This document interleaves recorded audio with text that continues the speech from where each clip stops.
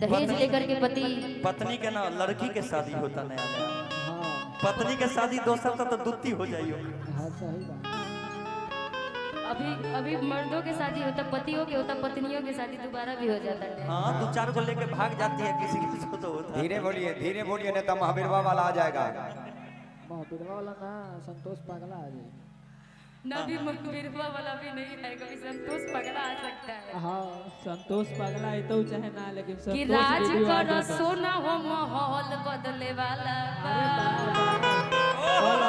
कि अपना चिड़ैया उड़ी बाज उड़े वाला बा उड़े तो उड़े। कि अपना चिड़ैया उड़ी बाज उड़े वाला अरे उड़े ना प्यार। कि राज कर मधेपुरा वाला अब माहौल बदले वाला बा कि राज करो रानी हो माहौल बदले वाला बा।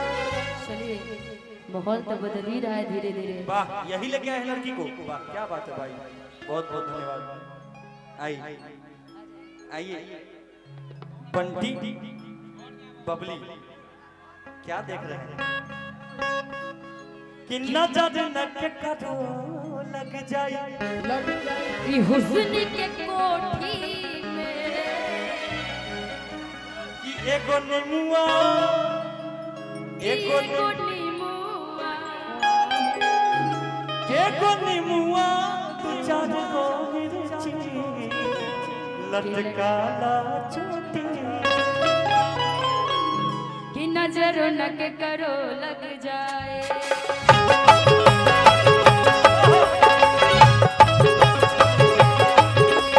नजर न के करो लग जाए हुस्न की कोठी में।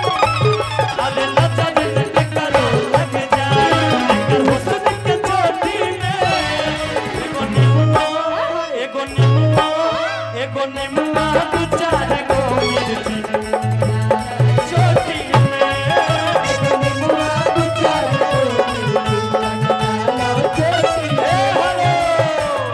लेकिन देखिए इहे में गाना ए राजा राजा राजा करे जा मैं सब उठा ला नदी कोरा भेजाई खूबे मजा। ए राजा राजा राजा करे जा मैं सब उठा ला नदी कोरा भेजाई खूबे मजा।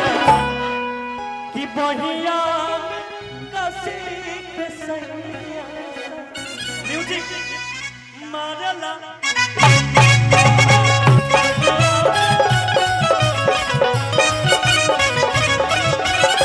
राजा राजा राजा करे जा मैं सब नदी कोरा भेजाई खूबे मजा। राजा राजा राजा करे जा मैं सब। अच्छा गारा यादव मधेपुरा उनके तरफ से बहुत सारा आशीर्वाद। कि बहिया में कसी के सैया हाय दैया मार डाला रे। बहिया में कसी के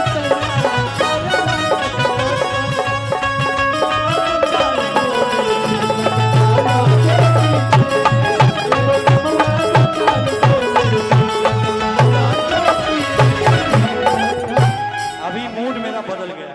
का हो गए। अब आप कुछ सुनाइए, हम गा दिए इन दोनों को देखकर, आप कुछ सुना दीजिए थोड़ा सा। मूड बदल गया हाँ, सच मूड में, तो देख रहे हैं। कि आई मूड बनल छौगे आ ठुमका लगावे दे। कि हाय रे उठ लाली अच्छा हाय रे गजरा कि जान मारे तोहरो टूट घघरा कि पहले इस्तेमाल करें फिर विश्वास करें। बाबा हाय रे उठ लाली हाय रे गजरा हाय रे उठ लाली हाय रे गजरा जान मारे तोहरो टूट घघरा गोरी। कहियो तू करवाई जान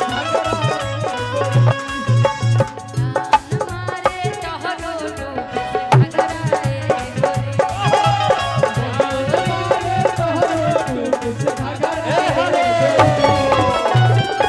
एगो गाना मेरा बहुत वायरल हुआ था, जो इसी स्केल में आप गा दीजिएगा तो मजा आएगा।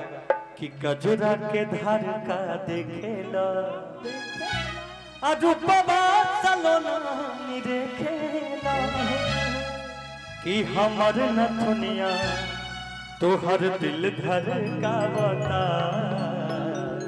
तो हम कहा कि रेड कलर के कुर्ती कुर्ती न घघरा, हाँ वही कुर्ती घघरा जो भी हो कि रेड कलर के घघरा आ गोरी पागल बना बता। आई म्यूजिक के साथ 1 2 3 4